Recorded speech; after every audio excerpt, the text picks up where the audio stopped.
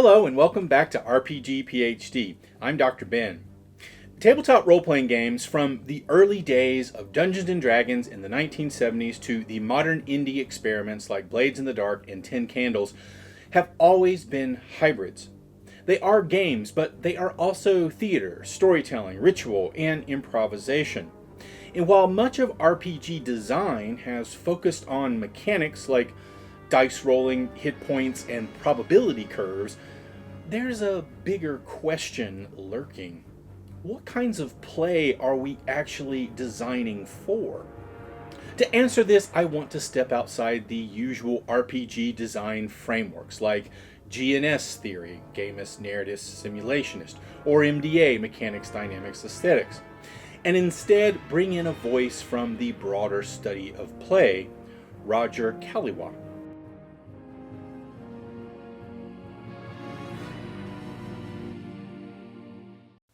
Before we get started, I wanted to say that friend of the channel Peter from Tales from Elsewhere has a Kickstarter for Clock World Action Horror RPG going on right now. So go check it out. It looks really awesome.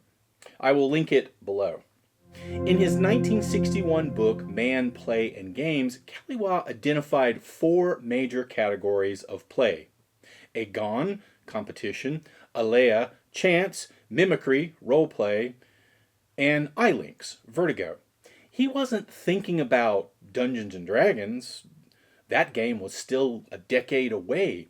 But his categories offer RPG designers and game masters a powerful tool, a way of understanding not just what we play, but how and why we play. Caillois was looking at sports, gambling, theater, and children's games, but they provide an incredibly useful interdisciplinary lens. What if we applied Caillois' categories directly to RPG design? What if resolution mechanics weren't just about random number generation, but could be deliberately structured around competition, chance, immersion, and destabilization? That's the journey today. We'll explore each category in depth, look at examples from RPGs past and present, and think about how designers might use Caillois' insights to expand the palette of play.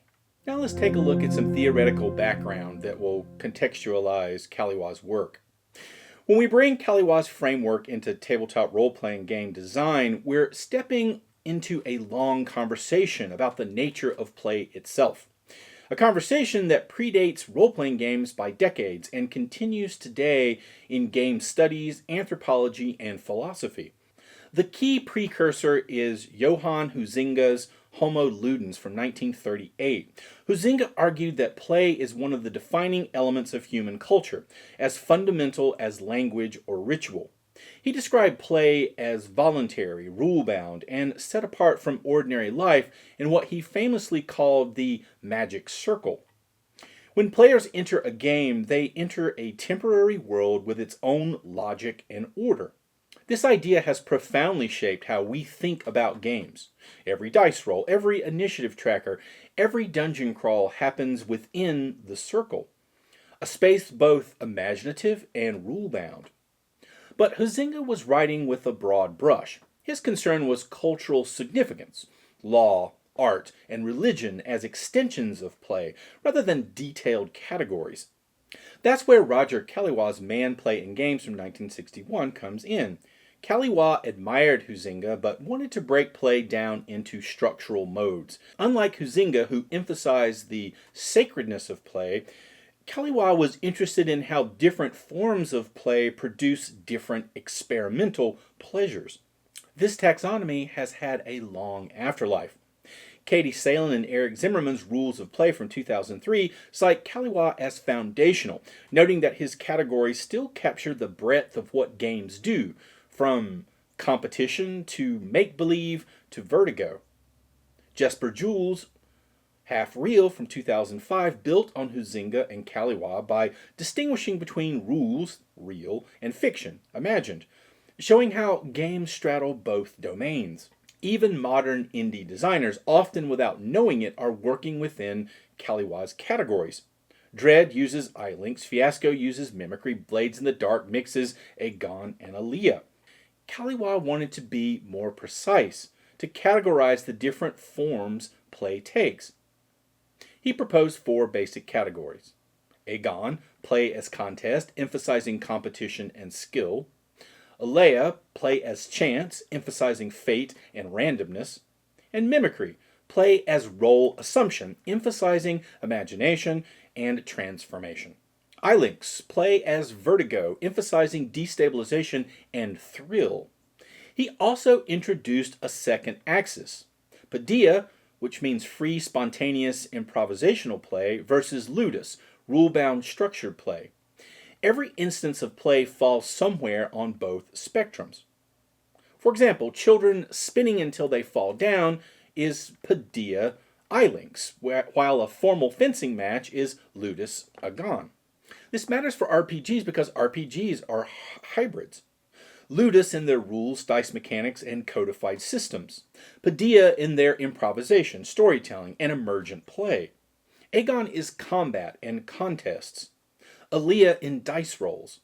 Mimicry in role immersion. And Ilinx in the rare games that destabilize players physically or emotionally. Most role-playing games default heavily to Alea, dice, and Agon, tactics, with Mimicry treated as fluff, and Ilinx almost never systematized. Caillois' framework reminds us that play is broader than probability curves, and that role-playing games, as performative, imaginative, and social, are uniquely positioned to blend all 4 modes. Designing with these categories in mind could yield resolution mechanics that are more holistic, varied, and emotionally resonant. Caillois gives us a diagnostic tool. We can map an RPG by how much it leans into each category. D&D is heavy on Alea and Agon, light on Mimicry, almost absent on Ilinx. Dread foregrounds Ilinx. Fiasco thrives in Mimicry. This analysis doesn't just describe, it suggests design opportunities. What would a system look like if it gave equal weight or varying weights to all 4 categories? Agon, play as contest. Agon is play as competition, as structured contest. Caillois notes, a whole group of games would seem to be competitive in which the adversaries confront each other under conditions of equality that are artificially created. The essence of Agon is fairness. In chess, both players begin with identical pieces. In sports, rules are designed to equalize conditions so that victory comes down to skill. In RPGs, Agôn is most visible in combat systems. From the first white box edition of Dungeons & Dragons in 1974, combat was framed as a contest between player characters and monsters, with carefully balanced mechanics.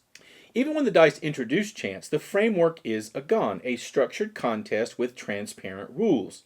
But Agôn isn't limited to combat. Social duels, Burning Wheel's Duel of Wits, frames arguments as tactical combat, complete with maneuvers and hit points for one's position. Chases and skill challenges. Games like Pathfinder 2nd Edition include structured chase mechanics, where each role is part of a larger contest. Even player versus player contests, even if rare, direct competition between players, arm wrestling, gambling, racing, is Agôn in miniature. So let's talk about some design mechanics for Agôn. Agôn works best when contests are transparent, fair, and skill-based. To design for Agôn, think about resource attribution contests. Instead of single rolls, track resources over time. Resolve points in a debate, stamina in a chase, for example. Strategic choice points. Offer multiple options with different trade-offs. Fast versus cautious. Aggressive versus defensive. Balance symmetry. Make sure both sides operate under comparable conditions. Contests lose meaning if stacked unfairly. So let's look at an example, a chase scene. The Game Master frames a rooftop chase using Agôn as their guiding principle. Each runner has 10 stamina points. Each round they choose between sprint, which is a big gain, but high risk of falling, steady run, safe but slower, or trick, where they force the other to test balance. Each choice costs or preserves stamina. First to reach 0 is exhausted. The chase feels like combat in motion. Players get to weigh risk versus reward. And the contest feels fair because the same rules apply to both sides. Let's take a look at some critiques of this approach. Agon emphasizes skill, fairness, and mastery. It resonates with players who enjoy tactical depth, and it can create exciting contests where victory feels earned. But over-reliance on Agôn risks turning RPGs into little more than tactical wargames. Not every player comes to the table for competition, and a heavy focus on winning can overshadow collaboration, shared storytelling, and emotional depth. Some designers argue that RPGs are at their strongest when they move away from adversarial structures entirely, focusing instead on cooperation and discovery. The design challenge then is to use Agôn carefully, embedding contests in narrative stakes so that victory matters not just mechanically, but dramatically, without slipping into a zero-sum mindset that undercuts ensemble play. Alea, play as chance. Alea is the opposite of Agôn, where Agôn emphasizes skill, Alea emphasizes fate. Dice rolls, roulette wheels, and lotteries are archetypes of Alea. Caillois describes it as the resignation of man to destiny. Alea is the lifeblood of most RPGs. Dice-based resolution, the D20 roll in D&D, the percentile checks in Warhammer, the dice pools of storyteller systems. Random encounter tables. The wilderness hexcrawl depends on Alea. Tarot oracles. In solo or game masterless games like Ironsworn, chance generates prompts that guide narrative. Alea creates tension. Even the best swordsman can miss. Even the worst thief might succeed. It injects unpredictability, ensuring no story is fully scripted. To design with Alea, think about how randomness shapes narrative. So you could think about finite randomness. Use decks instead of dice, so probability changes over time. A luck deck creates tension as good cards run out. Cumulative chance. Failures add to a pool that eventually triggers some sort of catastrophe. Alea as mounting doom in this case. Narrative oracles. Randomness doesn't just determine success, but introduces story twists. An ally betrays you. A storm arrives. So let's look at an example. The shared fate deck. The party uses a 20-card fate deck instead of rolling dice. Cards are numbered 1 to 20. Every check requires drawing a card. After several good draws, players know that bad luck is building. They can see fate closing in. This creates tension and drama, and it shifts chance from abstract dice to visible destiny. This makes Alea feel inevitable, not arbitrary. Now, let's take a look at some of the critiques of Alea. Alea emphasizes surrender and uncertainty, dramatizing fate, chance, and risk. It injects unpredictability into role-playing games, ensuring that even the most skilled characters may fail, and the least likely heroes may succeed. Yet, this very thrill can become a liability. Too much Alea robs players of agency, making them feel like puppets of randomness rather than active shapers of the story. This has long been a critique of swingy systems, like early editions of D&D, where even basic tasks could collapse under bad luck. Critics argue that games should lean less on pure chance and more on structured outcomes, where creativity and decision-making carry greater weight, using dice as inspiration rather than gatekeepers. The design challenge then is to balance Alea with Agôn, skill contest shaped by chance, so that randomness enriches drama without overshadowing player choice, keeping fate a partner in storytelling rather than its tyrant. Mimicry, play as role and performance. Mimicry is play as imitation, transformation, and becoming. Caillois defines it as a question of playing a role, of pretending to be another, or of identifying oneself with an illusory universe. Children playing house, actors wearing masks, masquerade balls, all are mimicry.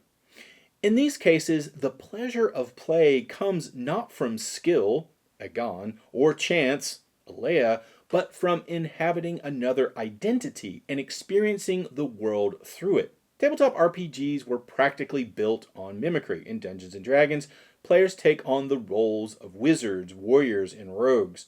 In Vampire the Masquerade, they embody tortured immortals navigating a gothic punk world.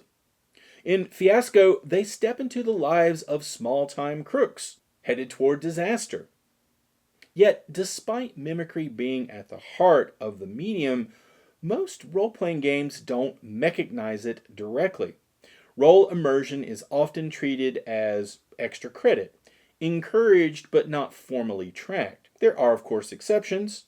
Games like Vampire the Masquerade, you have humanity scores, and you have nature and role-driven flaws that tie identity to mechanics. In Blades in the Dark, stress, trauma, and vice indulgence enforce consequences for how you roleplay your character.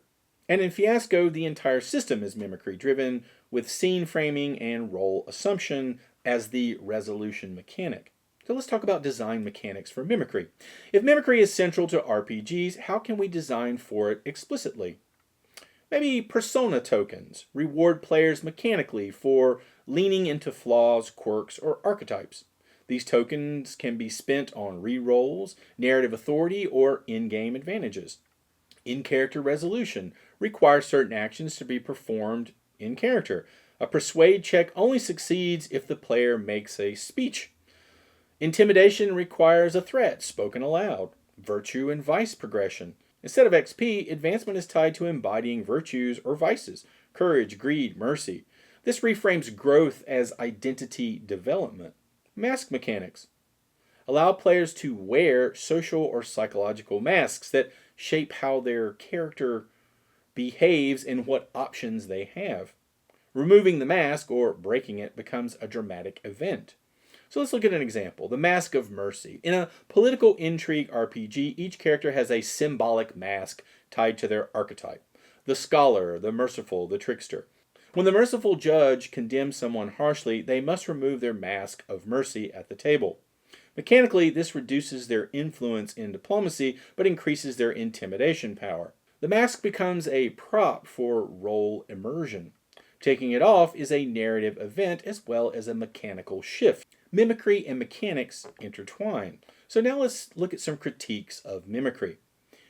Mimicry highlights the transformative power of role-playing games. As anthropologist Victor Turner notes, ritual often involves a liminal phase where participants temporarily take on new identities. It's argued that RPGs act as modern rituals in this sense, offering players liminal spaces to explore selfhood, morality, and empathy through role immersion. Yet while mimicry can create profound experiences, it also risks alienating players who are less comfortable with performance. Not everyone wants to adopt voices, improvise speeches, or embody flaws for the sake of mechanics, and codifying mimicry too tightly can turn organic play into something that feels more like homework. The challenge for designers is to strike a balance, creating mechanical scaffolding that rewards immersion without mandating it, offering narrative prompts and tools for those who want them, while leaving space for diverse playstyles. Mimicry, in other words, should remain an invitation, never an obligation. Ilinx, play as vertigo and destabilization. Ilinx is play as disorientation, vertigo, and the thrill of losing control. Caillois defines it as an attempt to momentarily destroy the stability of perception and inflict a kind of voluptuous panic upon an otherwise lucid mind.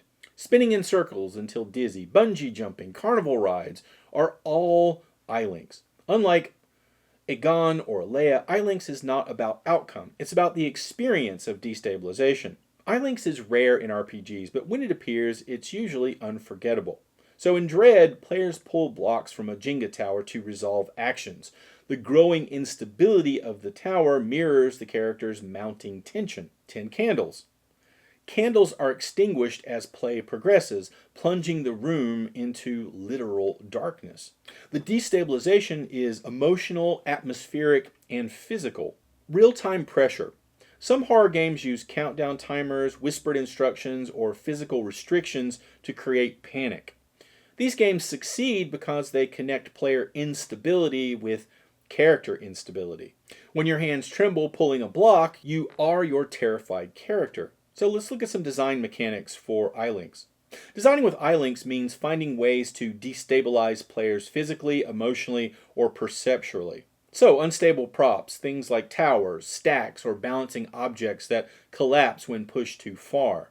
Physical constraints, injured characters force players to roleplay with one hand literally behind their back, whisper, or use fragmented speech. Meta tension pools, dice or tokens accumulate until they explode into catastrophe. The anticipation destabilizes the table. Atmospheric manipulation, lighting, sound, or physical space changes in response to game events. Let's look at an example. The collapsing bridge. During a dungeon crawl, the game master introduces a physical mechanic, a stack of coins or other objects representing the collapsing rope bridge. Every time the party takes an action on the bridge, the game master or one of the players adds a new object to the stack. The bridge collapses if the stack falls. Players watch the tower lean and they feel the tension. The destabilization mirrors their character's fear. Ilinx transforms a simple obstacle into a visceral memory. So let's look at some critiques of Ilinx. Ilinx collapses the barrier between player and character, producing embodied immersion, not through imagination but through sensation. By destabilizing perception and highlighting the fragility of control, it can evoke themes central to horror, suspense, and desperation in ways few other mechanics can. But destabilization is also controversial. Some players find physical props, time pressure, or forced constraints stressful in ways that pull them out of the fiction rather than deeper into it. Accessibility adds another layer of concern. Mechanics that rely on fine motor skills, sensory manipulation, or physical endurance risk excluding players with disabilities. Moreover, Ilinx can easily feel gimmicky if bolted on rather than meaningfully integrated into the narrative. For these reasons, many argue that Ilinx works best when treated as optional or thematic garnish rather than a universal core mechanic. The design challenge is to apply it sparingly and purposefully, ensuring that destabilization heightens the story's tension without compromising inclusivity, comfort, or flow. So now I want to talk about some of the big questions philosophically that come from Caillois' work. As we close this exploration of Caillois' categories, it's worth pausing to ask some larger questions. Not just about mechanics, but also about the philosophy of role-playing game design. These are not questions with simple answers, but provocations for designers, game masters, and players to wrestle with. First is, how much control should players have? Agôn emphasizes mastery, Alea emphasizes fate. But where's the balance? Should role-playing games guarantee that skill prevails, or should randomness always have the power to overturn the story? In narrative terms, is it more satisfying to succeed through careful play, or to be swept up by destiny? Should role immersion be optional or essential? Mimicry is central to role-playing games, but should it be enforced mechanically? Some argue that rewarding players for adopting voices or embodying flaws makes roleplay richer. Others fear it creates pressure or alienates shy players. Should mimicry be baked into resolution systems, or left as free-form expression outside the rules? What is the place of destabilization in play? Ilinx is powerful but polarizing. It can make horror unforgettable, but it can also be exclusionary or feel gimmicky. Should role-playing games embrace Ilinx as a core mode of play, or treat it as an optional flourish for specific genres? And how do we make it accessible to all players without losing its visceral impact? Do we need balance or intentional imbalance? Some systems could try to balance all four categories equally, creating a Cailloisian toolkit RPG. But others might benefit from leaning heavily into one or two modes. Fiasco thrives on Mimicry, Dread thrives on Ilinx. Do we want games that cover the full spectrum or games that specialize deeply? What is the purpose of play itself? In role-playing games, are we aiming for mastery, suspense, immersion, or thrill? Or is the point that we can weave all of these together into something uniquely collaborative? Perhaps the philosophical lesson here is that no single mode is best. Instead, the richness of role-playing games lies in their ability to host multiple kinds of play at once, letting each table find its own balance. These big questions don't end with the designer. They live in the ongoing conversation between players, game masters, and communities. The categories of Agon, Alea, Mimicry, and Ilinx are not prescriptive boxes, but lenses for thinking about play. And as lenses, they're most powerful when they provoke us to design, experiment, and reflect. Caillois' framework reminds us that RPG design doesn't have to be locked into probability curves. By drawing on Agon, Alea, Mimicry, and Ilinx, we can create resolution mechanics that engage not just numbers, but identity, performance, tension, and thrill. As Caillois writes, play is an occasion of pure waste, of time, energy, ingenuity, skill, and often of money. It is also an occasion of pure creation. Tabletop role-playing games thrive in that paradox, a joyful waste that generates meaning.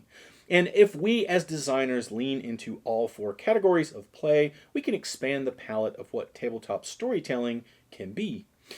I've sketched out some ways Caillois' four categories of play might inform tabletop role-playing game design, from resource duels and luck decks to persona tokens and unstable props. These are just starting points, though, and the real creativity comes from applying these concepts to the games you're building or running. So what sparks for you here? Do you see new ways to structure challenges, to reward immersion, or to bring tension directly into players' bodies at the table? I'd love to hear the design directions this theory opens up for you. So please share your thoughts, mechanics, and experiments in the comments below. If you found this video useful, don't forget to like, share, and subscribe. And as always, thanks for watching. See you next time.